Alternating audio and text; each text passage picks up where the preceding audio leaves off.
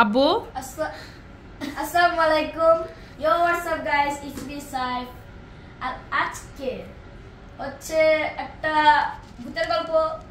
ভূতের গল্প না, এটা বাস্তব। তোমার সাথে হয়েছে কালকে রাতে। কালকে তোমাকে ভয় দেখিয়েছে, সেটা বলবা। কালকে রাতে আমাকে হাওয়া ভয় দেখিয়েছে। কিভাবে ভয় দেখালো বলো?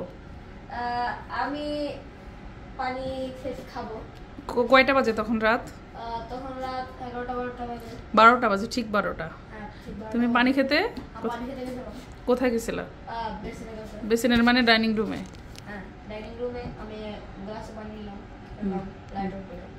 আমি পরে লাইট অফ করে যাচ্ছিলাম। জোরে বলো। লাইট অফ করে যাচ্ছিলাম আমি।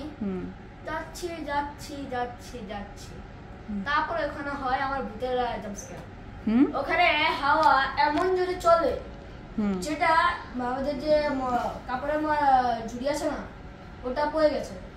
আর আমার কানে এমন সাউন্ড গিয়েছে যেমন স্টিল পড়েছে আমার পিছন থেকে।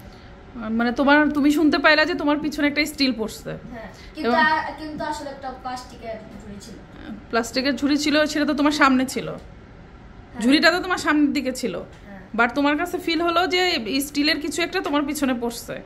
এটা দেখে তোমার একদম হার্ট অ্যাটাক হওয়ার অবস্থা। তুমি এত জোরে চিৎকার করছো যে আম্মু আর আব্বু ভয় পেয়ে গেছে এবং তারা দুইজন অনেক বেশি উঠে জাহাজের মতো গেল অনেক জোরে। আর তুমি লাফ দিয়ে গিয়ে আম্মুর কোলে উঠলা। উঠে তারপরে ভয় পাইছো অনেক, এমন জোরে চিল্লাইলাম পুরো দুনিয়া শুনতে পাইলো। পরে কি আম্মু ভয় পাইছিল অনেক? আম্মু তো রকেট জামনে উড়ে জামনে ঝুম করে আম্মু তো অমনে উঠেছে। পরে উঠে কি আম্মু তো ভয়ে কেঁদে দিয়েছে একদম, অবস্থা খারাপ। আম্মু ভয়ে কান্না করে দিছে? হ্যাঁ। পরে তোমাকে আদর করে নাই? হ্যাঁ। এখন কি তুমি একা ওই বাসায় থাকতে পারবা? হ্যাঁ। না, তোমাকে যদি আবার একা একা ভূত ভয় দেখায় তখন কি করবা? একা ভূত ভয় দেখায় তুমি যখন একা থাকবা, তখন যদি ভূত ভয় দেখায়, তুমি যদি ভূত আসে আমি ল্যাপটপ ফালিয়ে মারবো চাইলে। ল্যাপটপে দিয়ে কি ভূত মারতে পারবা? হ্যাঁ, চাকু ঢুকিয়ে মারবো। চাকু ঢুকালে ভূত মরে? ভূতের ভিতরে চাকু ঢুকে? ভূতের কি রক্ত আছে? ভূতের রক্ত থাকলে আমি করবো কি, চল উঠে দাও দে এরকম বলে ভূত শুনবে তোমার কথা? তুমি কালকে রাতে সাউন্ড শুনেই তুমি ভয় পেয়ে চিৎকার। হাওয়া, অত ভূত না তো। হাওয়ার ভূতটা কি কথা? তুমি সাউন্ড শুনেই চিৎকার করলা। আর যদি তোমার সামনে শ্বশুর, আমার সাথে হয়েছে যেটা হচ্ছে, আমাকে একদিন টাচ করছিল, তাও আমি ভয় পাই না। আমি পরে বাসা থেকে বের হয়ে চলে আসছি, একা ছিলাম, আমাকে টাচ করছে শরীরে। তো সেই গল্পটা আরেকদিন বলা হবে।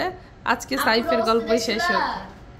হ্যাঁ, আপু তো প্লাস্টিকের হাত দেখছে। তো যাই হোক, এটা আরেকদিন বলা হবে। আজকে সাইফের গল্পই শেয়ার করা হলো।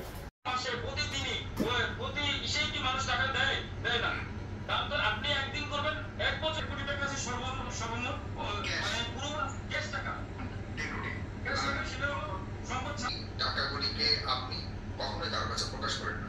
এই টাকাগুলি কোথায়? আমাদের মোবাইল ব্যাংকিং এর যতগুলো মোবাইল অ্যাকাউন্ট আছে আমাদের ব্যাংকে পড়ে যাবে। এটা কি আপনার ট্রাস্টি অ্যাকাউন্ট, মানে আপনার আসলে অ্যাকাউন্ট নাকি আপনার নিজের? ট্রাস্টি অ্যাকাউন্টে যাবে।